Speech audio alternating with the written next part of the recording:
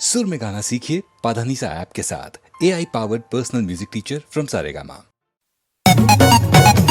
ए जी का करतानी? देखत नहीं कि घामे में साल बन तनी सुस्ताए दे। हां त कितना देर ले बैठो? घर के सारा सामान ओरा गइल बा। हां त हम का करी करबी लीला। हां लीला करतानी। पहले रोवा जल्दी जाई बाजार से सामान ले आई। ठीक बा।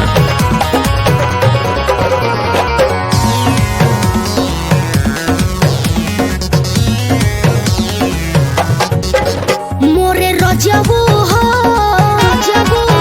मोरे रजबू हो तनी जाई बजरिया से ले आई।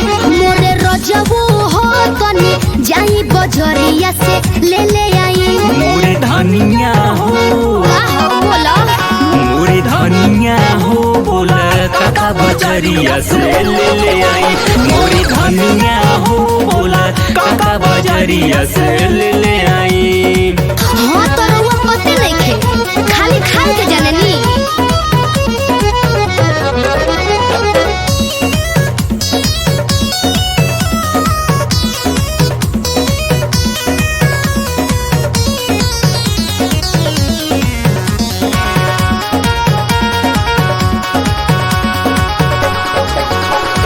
हरदी मसाला या चाउमीन गो मैगी। चाउमीन महंगी हो चाउमीन महंगी। आमजे के चश्मा नन्ना दो के लाएगी। नाना दो के लाएगी हो नाना दो के लाएगी। मन बाल ले अच्छी तरह से। हरदी मसाला या चाउमीन गो मैगी। आमजे के चश्मा नन्ना दो के लाएगी। बाबूजी के गमछा न जोई हो भुलाई। बाबूजी के गमछा न जोई हो भुलाई। ए रजबू हो मोरे रजबू हो तनी जाई बजरिया से ले आई। मोरे रजबू हो तनी जाई बजरिया से ले आई।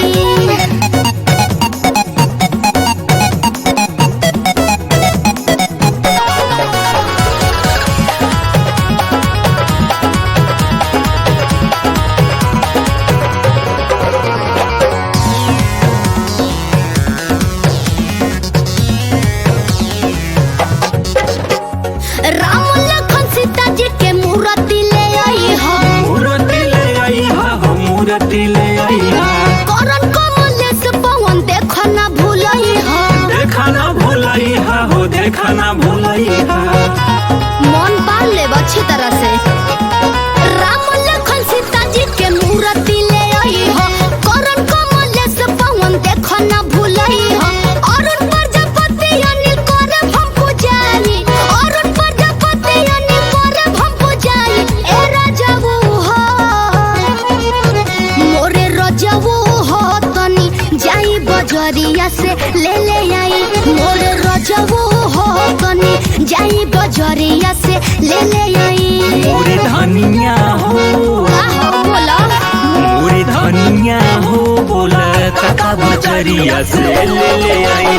मोरे धनिया हो बोला काका बजरिया से ले आई। भैली झोरा आ जाई। अरे जाते नु बानी रे।